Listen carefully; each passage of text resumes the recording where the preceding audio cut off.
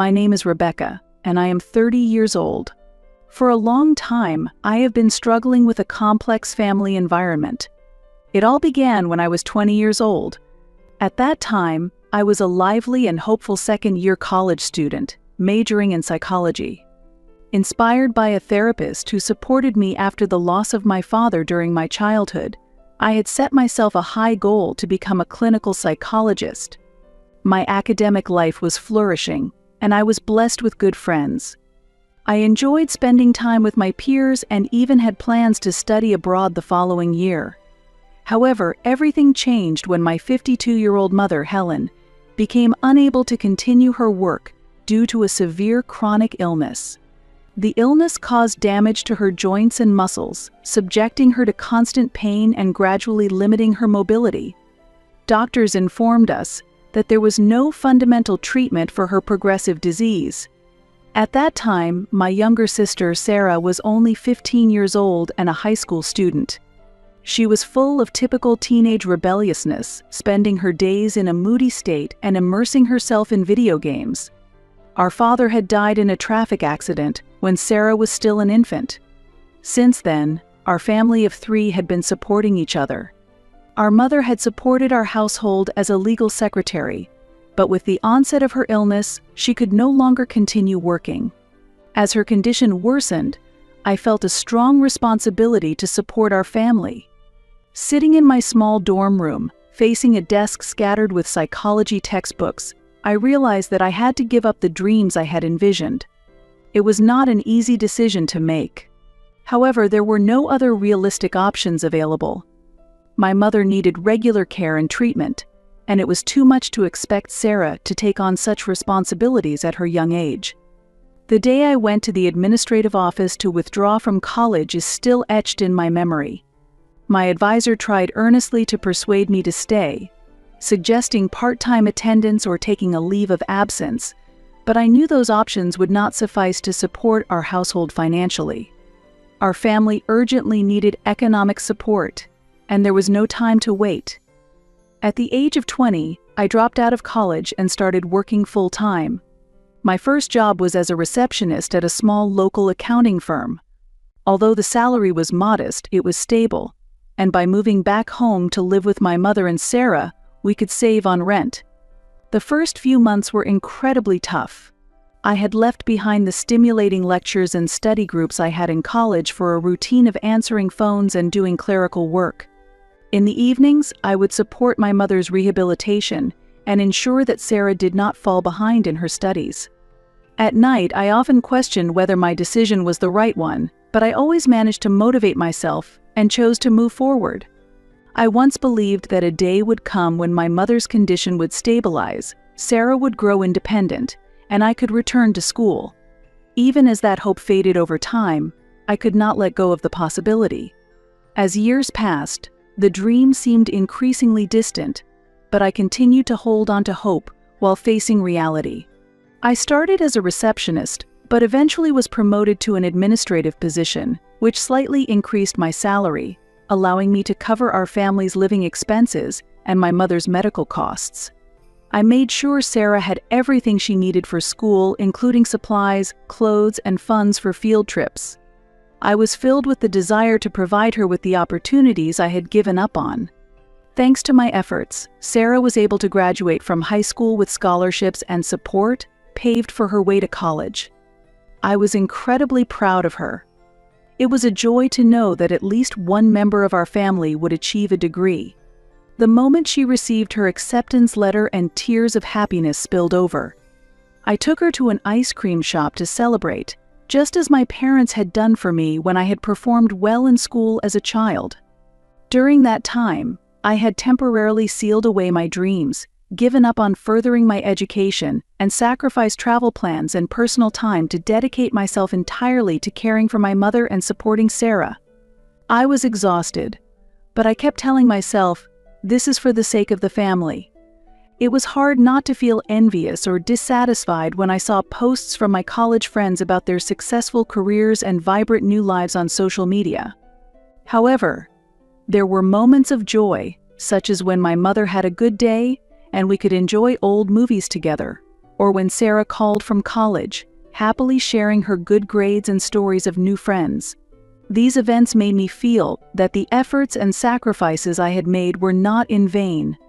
Over time, however, I increasingly felt unappreciated, and it seemed as if my struggles were being taken for granted. Although my mother's condition was stabilizing, she still required a lot of care.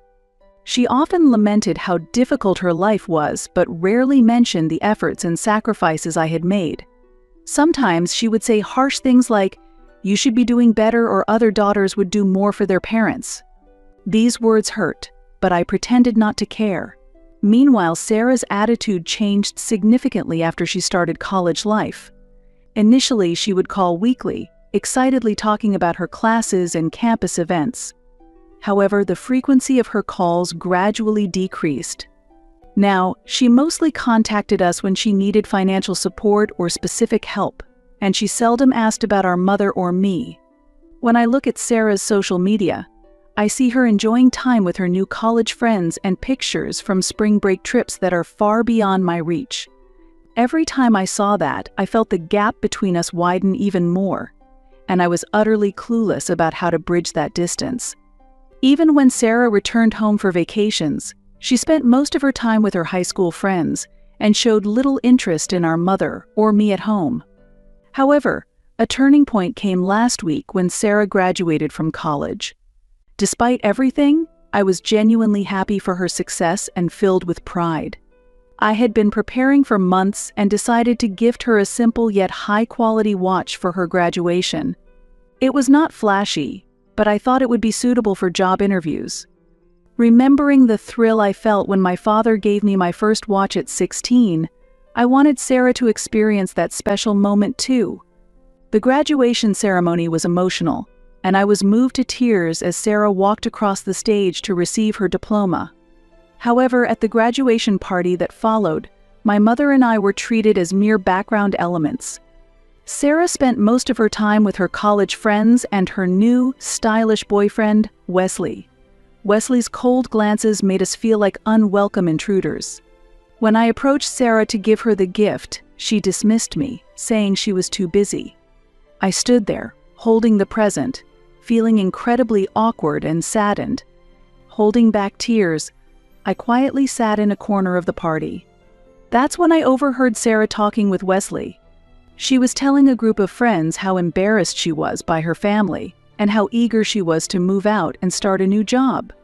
She said she was tired of us dragging her down and planned never to contact us again once she left home. I was shocked and pained to hear such cold words from my sister, whom I had loved and supported at the expense of my own life. Remembering all the nights I helped with her homework or gave her money for college instead of spending it on new clothes or hairstyles for myself, a rush of indescribable feelings overwhelmed me. That's how she really felt about us. The next day, I confronted her about her words. Hoping for an apology, I was instead met with harsh criticism. She said it was pathetic that I had sacrificed my life for our mother and that she never asked for that. She accused me of being jealous of her success and trying to make her feel guilty. During our argument, our mother, far from defending me, claimed I was being dramatic. She said I should just let Sarah be and be happy for her. At 30, with no degree and a stagnant job, caring for an unappreciative mother and a sister who despised me, I felt my youth slipping away. I was seriously thinking that I needed to find somewhere new to rediscover myself and spend some time focusing on my own needs. Yet, I felt guilty about the thought of abandoning my mother without any support, especially if her health worsened. But as these thoughts haunted me, I realized I needed to properly communicate my feelings to my mother and Sarah. I rehearsed what I wanted to say over and over in my head, carefully choosing words that wouldn't sound accusatory. I invited Sarah over to try and reconcile. I suggested we go out for dinner together, and although she agreed reluctantly, I spent the day cleaning the house and making our mother's favorite lasagna, hoping for a moment of family warmth that might soften everyone's hearts. However, the evening quickly turned for the worse. Our mother started by accusing me of trying to make her feel guilty for being sick. "I never asked you to quit college." It was your own choice, wasn't it?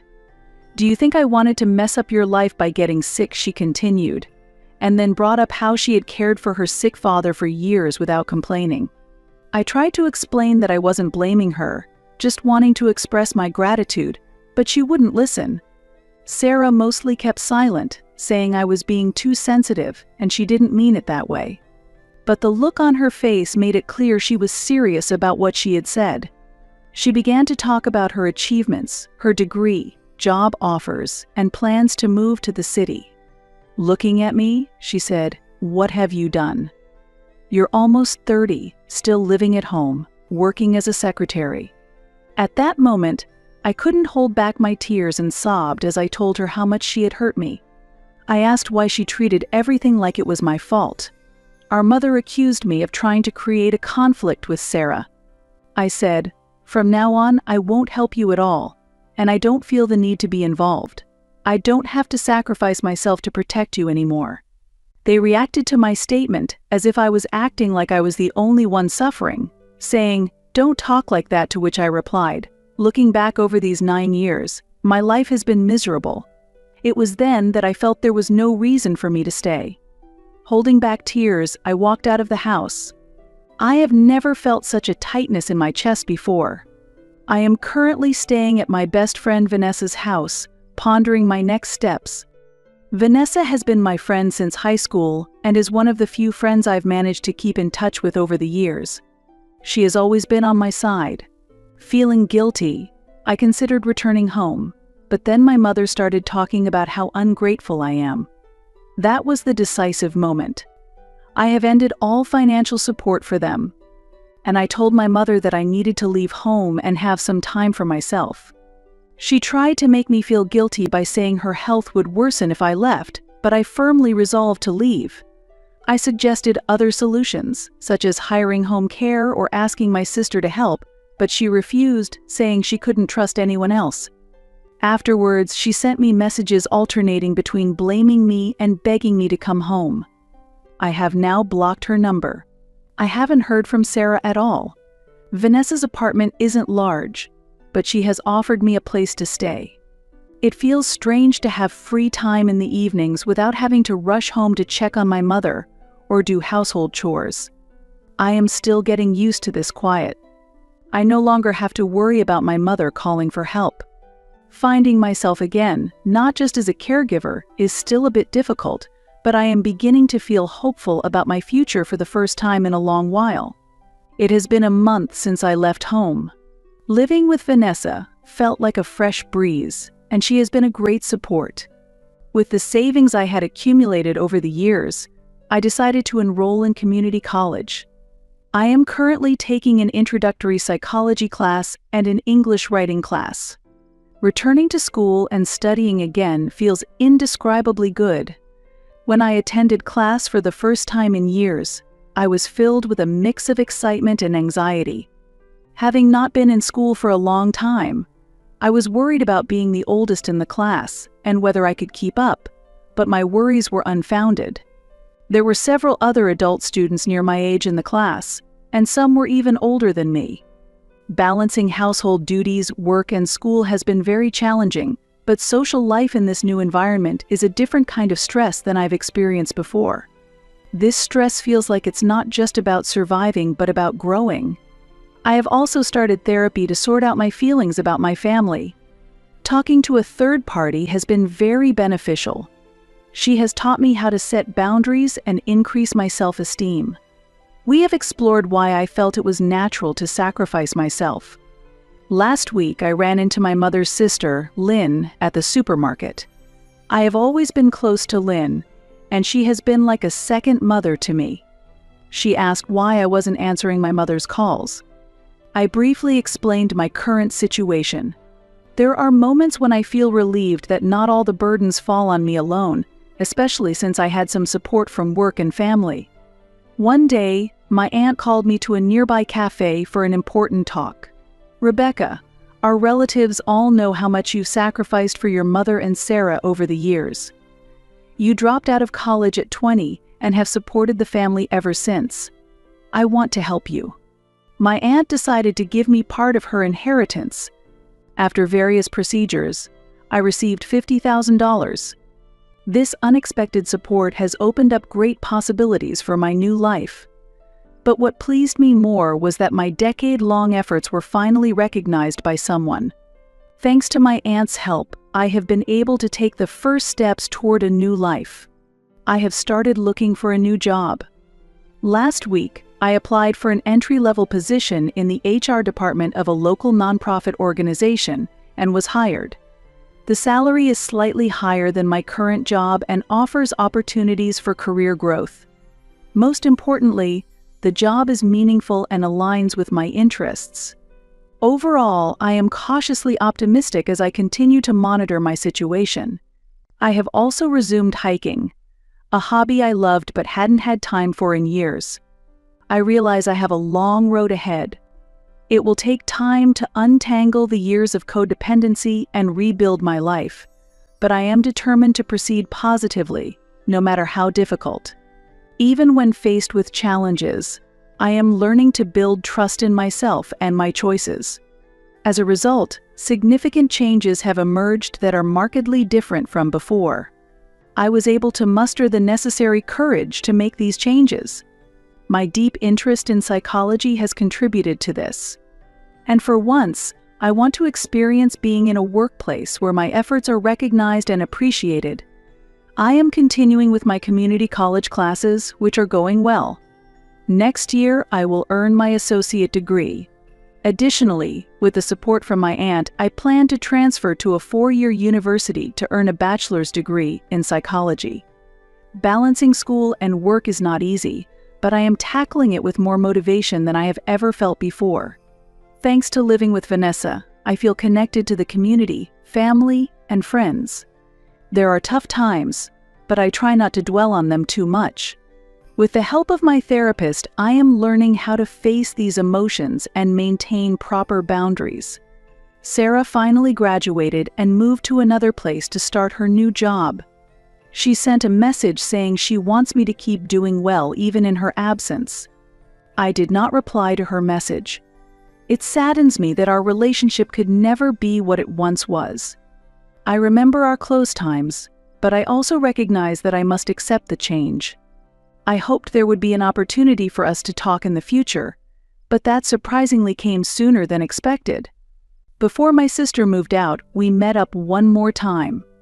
Upon arriving, I immediately considered leaving the room but ultimately decided to stay and listen to their side of the story. At first, it was quite tense, and the atmosphere was uncomfortable. My mother looked older and more exhausted than I remembered. I was briefly tormented by guilt, but then I remembered why I had decided to leave home in the first place. As the night went on, my mother gradually opened up and acknowledged the support I had provided her. She admitted that she had taken me for granted for many years and was afraid of completely losing me. She also shared that she is learning to prioritize herself in her future without being selfish. Challenges remain. I am still figuring out how to balance my own needs with compassion for others in a healthy way. I am working on forgiving my family without allowing myself to be used again. It's a process, and I know there will be good and bad days, but overall, I feel I am on the right path. I am proud of myself for having the courage to make these changes. 3 months after I left home, I received news from my Aunt Lynn that my mother had been hospitalized. She was rushed to emergency care due to a worsening autoimmune disease, and it was clear that she could no longer live alone. Since I had left, her condition had rapidly deteriorated. She often forgot to take her morning medication, struggled with rehabilitation on her own, and could not manage household tasks. She refused meal delivery services, saying she couldn't trust food prepared by others, and found it difficult to shop even at the nearby supermarket. Eventually, the refrigerator was left with only spoiled food, and she wasn't eating properly. After being hospitalized, she had no choice but to acknowledge the need for home care. She reluctantly accepted the help of a social worker and home health aides arranged by my aunt.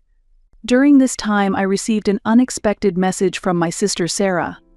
"Rebecca, I need to talk to you. Can we chat on the phone when you have time?" On the phone, she told me that our Aunt Lynn had shared with the whole family about my decade of dedication and the recent events from the onset of our mother's illness, my dropping out of college to work full-time, supporting her education, and her comments at the graduation party. Especially harsh criticism from our cousins Megan and Tiffany seemed too much for Sarah to bear. They were the same age and had been close friends with Sarah since their student days, so their words carried weight. How could you say such things about your sister, who sacrificed her youth for 10 years, calling her a loser? Sarah, how could you not appreciate that the enjoyable college life you had was all thanks to your sister? Facing criticism from relatives and the reality of our mother's hospitalization, Sarah seemed to deeply regret her actions. Rebecca, I'm really sorry, I wanted to be acknowledged in my new environment, and I was a complete fool, ashamed of my own origins. I deluded myself into thinking that the success I had was solely due to my own efforts, and not built on your sacrifices. I now understand how selfish and cruel that was. Sarah said she would fly back for the weekend. She wanted to think about what she could do regarding our mother's care and even offered to allocate part of her salary for our mother's caregiving expenses. I am not yet ready to fully accept Sarah's sudden apology. It will take time to determine whether her actions truly reflect her remorse, not just her words. Rebecca, I want to take some time off to meet and talk in person, Sarah proposed. After some thought, I agreed to meet her for a short time over the weekend. She returned. Waiting at the cafe, Sarah appeared, looking a bit thinner than before. Rebecca, I'm truly sorry. It was only after being pointed out by others that I realized the folly of my actions. Although we are apart, please let me support the caregiving costs with part of my monthly salary. Also, I'll use my long vacations to visit a few times a year to check on Mom. And I'll also keep in regular contact with her online. I didn't sense any deceit in Sarah's words, but based on past experiences, I couldn't immediately trust her. Would the promised financial support and regular contact truly continue? I plan to observe over time. As for our mother's condition, I occasionally receive updates through Aunt Lynn. Initially confused, she has gradually adapted to the caregiving service, and her relationship with the helpers is reportedly good. I'm not yet ready to meet her in person, but hearing that her life is getting back on track gives me some peace of mind. Aunt Lynn's actions have indeed sparked necessary changes in our family. However, only time will prove whether these changes are genuine. For now, I'm focusing on my studies and work, keeping a watchful eye from a distance to see if each family member fulfills their responsibilities. I have decided to walk my own path in life. While prioritizing my own happiness, I seek to find a proper balance with my family.